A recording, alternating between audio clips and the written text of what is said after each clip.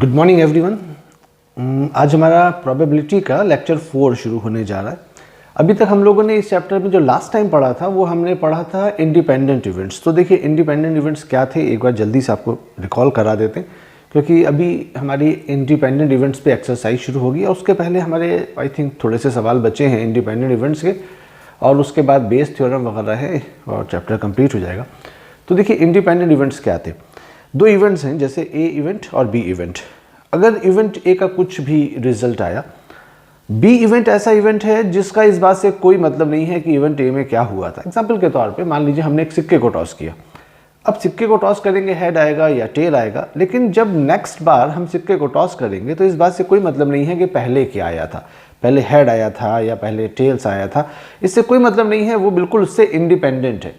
फिलहाल हम यहाँ पे ये कहेंगे कि अगर इवेंट ए इवेंट बी, दो इवेंट हैं इस तरीके के हैं कि probability of A and B, यानी कि इनके साइमल्टेनियस अकरेंस की प्रोबेबिलिटी जो है वो probability of A multiplied by probability of B इसके बराबर अगर है, तो इसका मतलब ये है कि ये दोनों इवेंट्स एक दूसरे के रेस्पेक्ट में इंडिपेंडेंट हैं। P A intersection B is equal to P A multiplied by P B. अगर ये रिजल्ट आ रहा है तो हम कह सकते हैं कि इवेंट्स ए इवेंट्स बी जो है, इवेंट ए इवेंट बी आपस में एक दूसरे के रेस्पेक्ट में इंडिपेंडेंट हैं। तो चलिए आगे चलते हैं। आज कुछ इंपॉर्टेंट डिस्कशन होगा, सवाल होंगे कुछ, तो देखते हैं। देखिए आज का पहला सवाल, एक बहुत ही इंपॉर्टेंट बात है कि दो इवेंट्स हैं, मान लीजिए इवेंट ए इवेंट बी।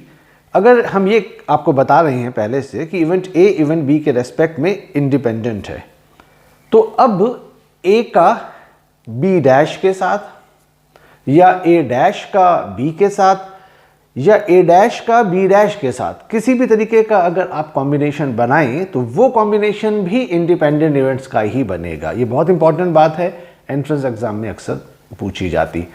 तो क्या कहा मैंने कि दो इवेंट्स हैं, इवेंट ए इवेंट बी, अगर हमें ये बता दिया जाए कि ये इवेंट्स आपस में एक दूसरे के रेस्पेक्ट में इंडिपेंडेंट हैं, तो हम ये फौरन समझ जाएंगे कि ए का बी डैश के साथ में पेयर बनाया जाए या ए डैश का बी के साथ बनाया जाए या ए डैश का बी डैश के साथ बनाया जाए। कैसा भी पेयर बना के देख लीजिए, वो पेयर भी इंडिपेंडेंट इवेंट्स का ही होगा। तो चलिए इसको ले लेते हैं सवाल को। पहले सवाल में क्या लिखा है मैंने कि if A and B are independent events then prove that A and B dash are also independent events. ठीक है, तो चलिए शुरू करते हैं इसको। इसमें हम सबसे पहले यहाँ पे चूंकि हमें ये दिया हुआ है कि since A and B are independent events,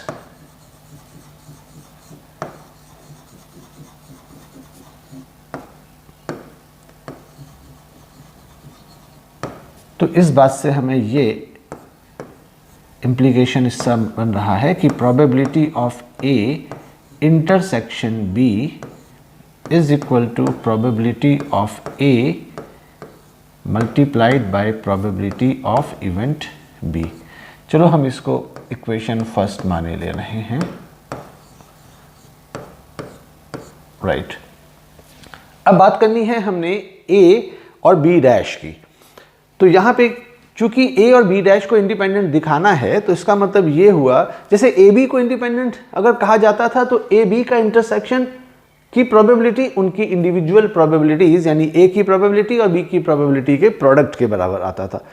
similarly अगर हमें ए और बी डैश को इंडिपेंडेंट दिखाना है तो हमें क्या प्रूव करना पड़ेगा, P A intersection B dash is equal to P A into P B dash, ये प्रूव करना पड़ेगा। तो चलो इसी टास्क की तरफ आ जाते हैं। तो हम यहां पे अब लिखेंगे कि now probability of A intersection B dash, ये रिजल्ट क्या निकलने वाला है। तो सबसे पहले तो ये समझिए कि ए इंटरसेक्शन बी डैश का मतलब क्या है। ए इंटरसेक्शन बी डैश का मतलब देखिए ये है कि अगर जैसे हम एक वेन डायग्राम में इसको समझें,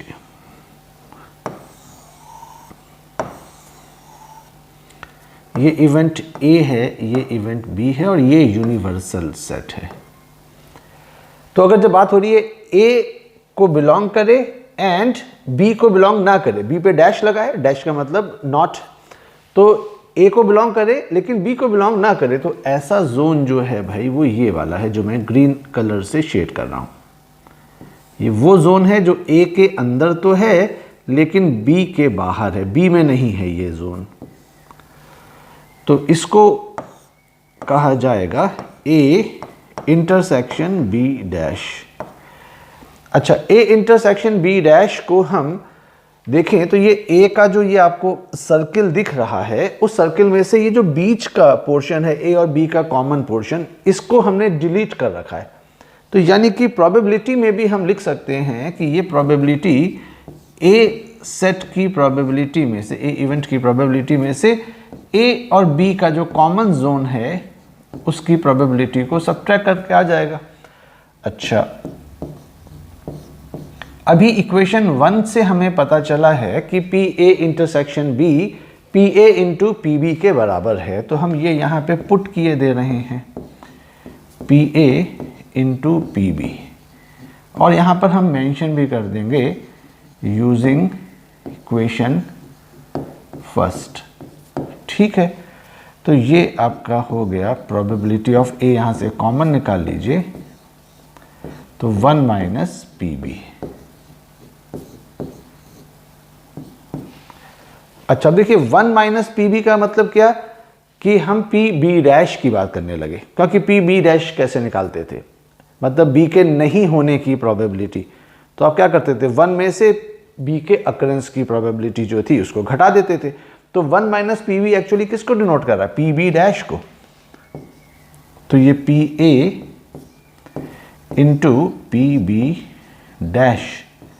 अब आप जरा गौर कीजिए, ए इंटरसेक्शन बी डैश की प्रोबेबिलिटी, ए की प्रोबेबिलिटी और बी डैश की प्रोबेबिलिटी के प्रोडक्ट के बराबर आ गया।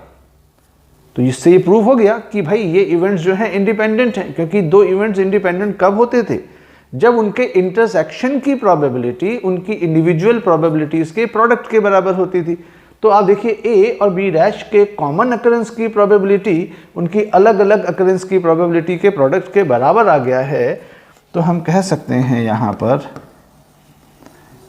Hence A and B dash are also independent.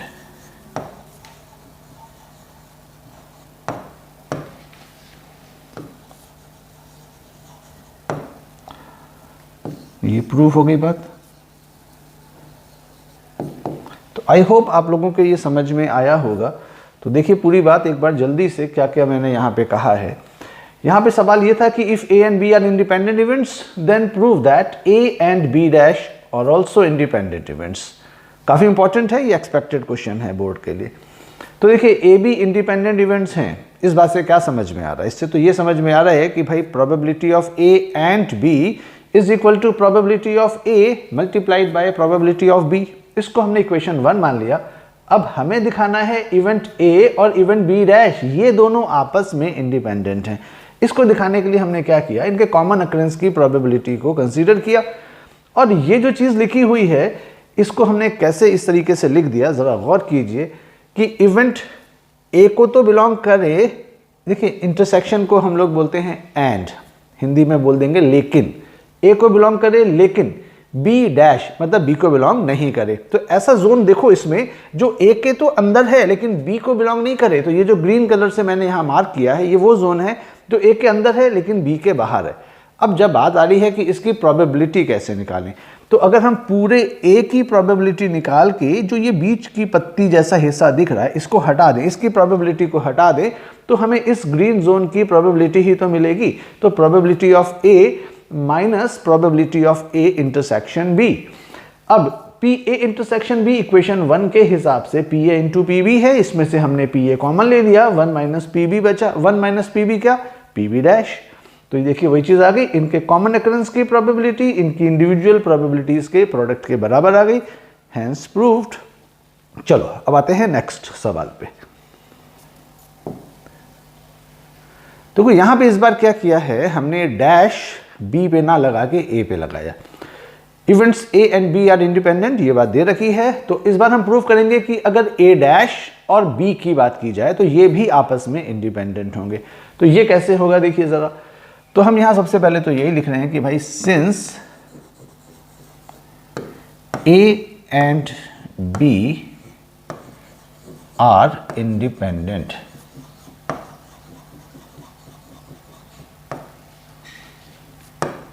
Events, तो इससे ये इम्प्लीकेशन आया कि probability of A intersection B is equal to probability of A multiplied by probability of B. चलो इसको हम इक्वेशन फर्स्ट माने ले रहे हैं, राइट। चलिए अब हमें बात करनी है ए डैश एंड बी की। तो now probability of A dash intersection B, इनको इंडिपेंडेंट दिखाना है तो इनके साइमल्टेनियस अकरेंस की प्रोबेबिलिटी को हम इनकी इंडिविजुअल प्रोबेबिलिटीज के प्रोडक्ट के तौर पे दिखाना चाहेंगे। अगर ये दिखाने में कामयाब हो गए तो यानी कि ये इंडिपेंडेंट प्रूफ हो जाएगा। अच्छा अब देखिए यहाँ पे भी वही, जैसे पिछले बार वेन डायग्राम बनाया था बिल्कुल वैसे ही वेन डायग्राम बना रहे हैं इस बार हम। ये यूनिवर्सल सेट ले लो, ये दो सेट हैं ए एंड बी। अब इसमें ए को बिलोंग नहीं करे लेकिन बी को बिलोंग करे, तो भाई ऐसा जोन जो है वो तो ये वाला है। ए को बिलोंग नहीं करना चाहिए लेकिन बी को करे, तो बी के अंदर ए के बाहर, तो ये जोन हो गया। तो ये जो जोन है this is A dash intersection B, ठीक। अब इसकी प्रोबेबिलिटी कैसे निकालें? अगर हम b की प्रोबेबिलिटी निकाल के ये जो बीच की पत्ती जैसा हिस्सा दिख रहा है इसकी प्रोबेबिलिटी को सब्ट्रैक्ट कर दें तो उससे निकल आएगी। तो हम इसको यही लिखने जा रहे हैं, probability of event b minus probability of a intersection b। Equation 1 के हिसाब से ये P A intersection B P A into P B दिया हुआ है, तो हम यहाँ पे P A into P B ये लिख रहे हैं। अब देखिए इन दोनों में से आप पी बी कॉमन ले लीजिए, पी बी कॉमन ले लीजिए तो बचेगा 1 माइनस पी ए, और 1 माइनस पी ए ये होता है P A dash. P A dash का क्या मतलब है? पी ए डैश का मतलब है ए के नहीं होने की प्रोबेबिलिटी। तो आप क्या करेंगे, 1 में से ए के अकरेंस की प्रोबेबिलिटी को घटा देंगे, वही किया हमने। तो यानी कि आप इसको पलट के लिख सकते हैं, पहले पी ए डैश लिख लीजिए इंटू पी बी। तो आप, तो ये हमने जब यूज़ किया था तो बता देना चाहिए कि यूजिंग इक्वेशन फर्स्ट। अच्छा अब आप गौर कीजिए, ए डैश और बी के साइमल्टेनियस अकरेंस की प्रोबेबिलिटी उनकी इंडिविजुअल प्रोबेबिलिटीज के प्रोडक्ट के तौर पे आ गया। इससे ये प्रूफ हो गया कि भाई ये इंडिपेंडेंट इवेंट्स हैं। अब कह सकते हैं hence A dash and B are independent.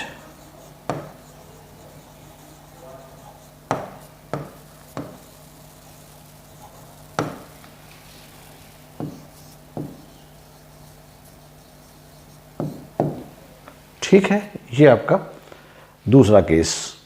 अब आते हैं तीसरे केस की तरफ, जिसमें अगर events A and B are independent with respect to each other, then we have to prove that events A dash and B dash are also independent with respect to each other. तो देखिए इस सवाल में भी वही पुरानी बात कि हमें चूंकि ये दिया हुआ है कि ए बी इंडिपेंडेंट इवेंट्स हैं, तो क्या होगा इससे? तो चलो मैं थोड़ा टाइम बचाता हूं।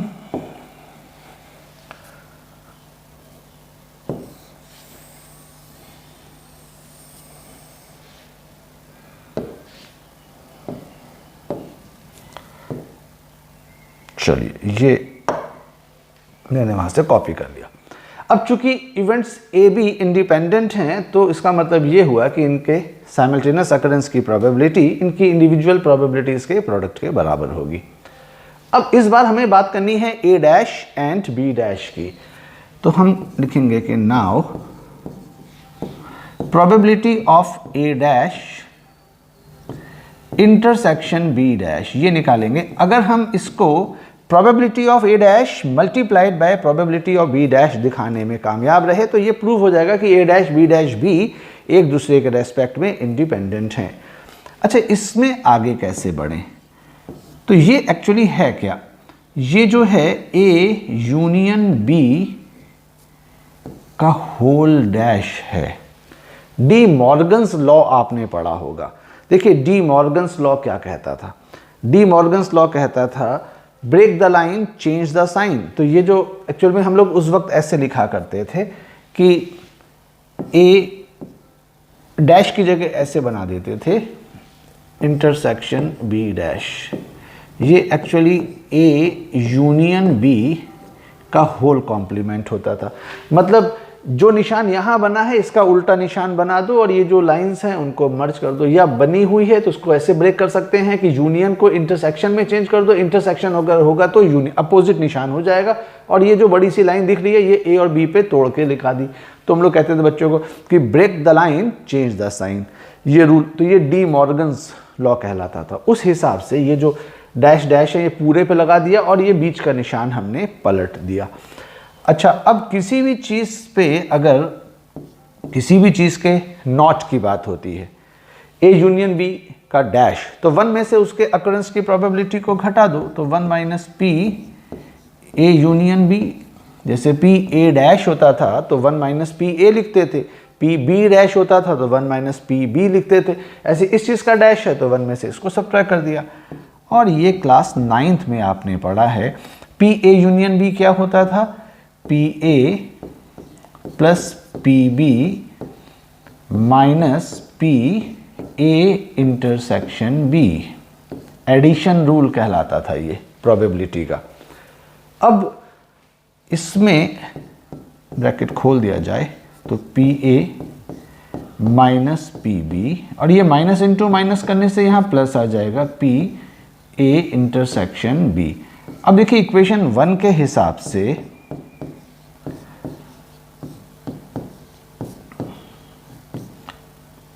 पी ए इंटरसेक्शन बी को हम लिख सकते हैं P A into P B. यहां पे आप बता भी दीजिए यूजिंग फर्स्ट। अच्छा, अब इसके बाद अगर आप इनके फैक्टर्स करें तो आप ये पाएंगे कि ये 1 minus P A multiplied by 1 minus P B के बराबर है। देखिए 1 इंटू 1 ये रहा 1, 1 इंटू माइनस पी बी, ये माइनस पी बी आ गया, minus P A into 1 minus P A आ गया, minus P A into minus P B, देखिए plus P A into P B हो गया। अब 1 माइनस पी ए क्या होता था, 1 माइनस पी ए होता था P A dash, 1 minus P B क्या होगा, पी बी डैश। तो अब गौर कीजिए कि हमने ए डैश और बी डैश के कॉमन अकरेंस की प्रोबेबिलिटी को उनकी इंडिविजुअल प्रोबेबिलिटीज के प्रोडक्ट के तौर पे दिखा दिया। प्रूव हो गई बात। इंडिपेंडेंट में क्या था, कॉमन अकरेंस की प्रोबेबिलिटी अगर उनके इंडिविजुअल प्रोबेबिलिटीज के प्रोडक्ट के बराबर आ जाए तो हम कहते थे कि ये इंडिपेंडेंट इवेंट्स हैं। तो यहाँ पे हो तो रहा है ऐसा, तो आप कह सकते हैं कि इसके आगे की चीज़ हम यहाँ लिख देते हैं। चलिए थोड़ा छोटा कर लेते हैं page.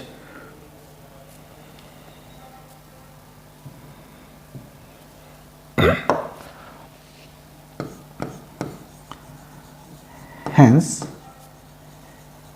events A dash and B dash are independent.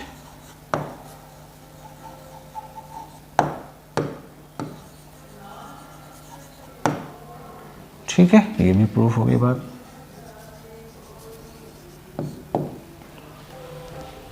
तो अभी हमने ए डैश बी डैश का देखा, इसके पहले ए डैश बी का देखा, उसके पहले ए बी डैश का देखा। तो चलिए ये हो गया। तो ये तीनों केसेस आपने देख लिए इस तरीके से। अब यहाँ पर एक सॉल्व एग्जाम्पल और है जो एनसीईआरटी में दे रखा है। तो इसमें क्या देखिए कह रहे हैं, आसान सा है। If A and B are two independent events, okay, जैसे अभी कहा था, then prove that the probability of occurrence of at least one of A and B is given by 1 minus P A dash into P B dash. तो देखिए जैसे अभी हमने पीछे सवाल में किया था वही बात हम यहाँ पे भी लिख रहे हैं कि चूंकि ए बी इंडिपेंडेंट इवेंट्स हमें दे रखे हैं, तो इसका मतलब ये है कि ए इंटरसेक्शन बी की probability P A into P B के बराबर होगी। अब यहाँ पे ये जिसकी बात कर रहे हैं, जिस इवेंट की, वो क्या है? वो है probability of at least one of A and B occurs. At least one of A and B occurs, ये इसकी बात कर रहे हैं। तो देखिए ये जो चीज है इसको हम लोग जानते हैं किससे डिनोट करते हैं? ए यूनियन बी से डिनोट करते हैं कि जब ए बी इवेंट को यूनाइट कर दो और उसमें से कोई भी इवेंट को देखोगे तो वो कम से कम एक को तो बिलोंग कर ही रहा होगा। जैसे मैं यहां पे वेन डायग्राम से समझाता हूं, ये यूनिवर्सल सेट है, ये सेट ए है और ये सेट बी है। अगर मैं यहाँ पे पूरा का पूरा ये शेड कर दूं इसमें, तो आप देखिए कि ये तीन जो जोन है यहाँ पर, एक तो पहला वाला, दूसरा वाला, तीसरा वाला, ये तीन जोन से मिलके बना है। यानी कि एक ये पहला वाला जोन जो ए में है लेकिन बी के बाहर है, इधर वाला राइट वाला बी में है ए के बाहर, अभी हम दिखा चुके हैं, और ये बीच का कॉमन जोन जो ए को भी बिलोंग कर रहा है बी को भी। तो अगर हम यहाँ की बात करेंगे तो हम कह सकते हैं कि भाई देखो यहाँ पे कोई चीज़ है तो वो ए को तो बिलोंग कर ही रही है, बी को नहीं कर रही, कोई बात नहीं, एटलीस्ट ए को तो कर रही है ना। यहाँ पर होगी तो बी को बिलोंग कर रही है, ए को नहीं कर रही, कोई बात नहीं, बी को तो कर रही है ना। और जो यहाँ पर होगी वो ए को भी कर रही है और बी को भी कर रही है। तो जब कह रहे हैं कम से कम एक को बिलोंग करे, यानी कि एक से ज़्यादा को बिलोंग करेगा तो भी ठीक है, हमारे मतलब की बात है, क्योंकि कम से कम एक को बिलोंग करना, यानी कि ए को बिलोंग कर दे, बी को ना करे चलेगा, बी को बिलोंग करे, ए को नहीं बिलोंग करे तो भी चलेगा, ए को भी बिलोंग करे, बी को भी बिलोंग करे, ये भी चलेगा, क्योंकि कम से कम एक को बिलोंग करने का मतलब है एक से ज़्यादा को भी बिलोंग कर सकता है। तो ये जो बात लिखी होती है at least one of A and B occurs, इसका मतलब है probability of A union B की बात कर रहा है। आप इसको लिख सकते हैं probability of A plus probability of B minus probability of A intersection B. ये आपने क्लास 10th में पढ़ा, सॉरी क्लास 11th में पढ़ा हुआ है। लास्ट टाइम आपने ये रूल पढ़ा था प्रोबेबिलिटी चैप्टर में, तो वो हमने यहाँ पुट कर दिया। अब देखिए एक बात की, हमें यहाँ पे पी ए इंटरसेक्शन बी नज़र आ रहा है। पी ए इंटरसेक्शन बी ये हमारी इक्वेशन 1 के हिसाब से P A into P B है यूजिंग फर्स्ट। तो अब देखिए जो जवाब लाना है उसमें हमें 1 लाना है। अब 1 अपने आप तो आएगा नहीं, यहाँ तो कहीं 1 के कोई चांसेस ही नज़र नहीं आ रहे, कोई बात नहीं। देखिए मैं एक तरकीब लगा रहा हूँ, ध्यान दीजिएगा। मैंने 1 लिखा और 1 को सब्ट्रैक्ट भी कर रहा हूँ, यहाँ से मैंने ब्रैकेट बना लिया और यहाँ 1 लिख दिया। देखिए 1 - 1 वो कट गया, और ये लेकिन ये सब चीज़ों को ब्रैकेट में डालना, चूँकि ब्रैकेट के बाहर माइनस है, इन सब के निशान जो साइन है वो उल्टे हो जाएंगे, जो माइनस है वो प्लस हो जाएगा, जो प्लस है वो माइनस हो जाएगा।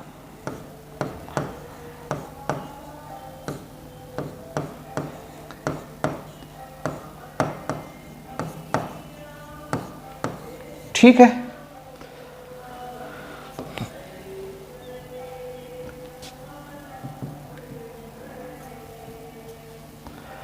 अभी हमने पिछला सवाल जो किया था, आपको याद होगा, ये जो कुछ भी लिखा हुआ है ये पिछले सवाल में आपको दिखाते हैं हम। ये देखिए यही तो लिखा हुआ था यहाँ पर, यूजिंग फर्स्ट जहाँ लिखा हुआ है ये चीज़, ये किसके बराबर था? 1 minus P A into 1 minus P B के बराबर। अच्छा हमने तो हम इसको लिख सकते हैं 1 माइनस पी ए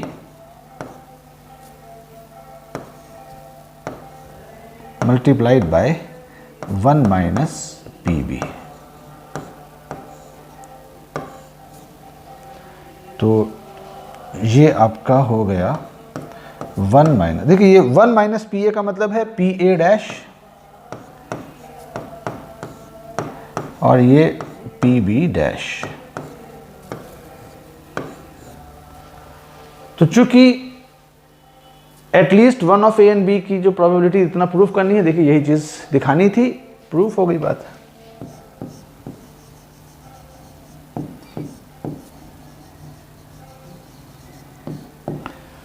देखिए, अब इसके बाद हम लोग एक एक्सरसाइज डिस्कस करेंगे जो इंडिपेंडेंट इवेंट्स के लेके है एनसीईआरटी बुक से। उसके पहले के सारे सॉल्व एग्जाम्पल्स हमने कंप्लीट कर लिए। कुछ सवाल उसमें किताब में दिए थे, जैसे उन्होंने ए और बी इंडिपेंडेंट दे के ए डैश और बी के बारे में बोला, और हमने बाकी केसेस भी डिस्कस कर लिए हैं, और ये सवाल किताब में सॉल्व एग्जाम्पल था उसके इंडिपेंडेंट इवेंट्स का लास्ट सॉल्व एग्जाम्पल। तो इतना रखते हैं, बाकी नेक्स्ट क्लास में हम लोग नेक्स्ट लेक्चर में इसके जो एनसीईआरटी की जो अनसॉल्व्ड एक्सरसाइज है आपकी वो डिस्कस करेंगे। ठीक है, तो मिलते हैं नेक्स्ट लेक्चर में। Okay, bye.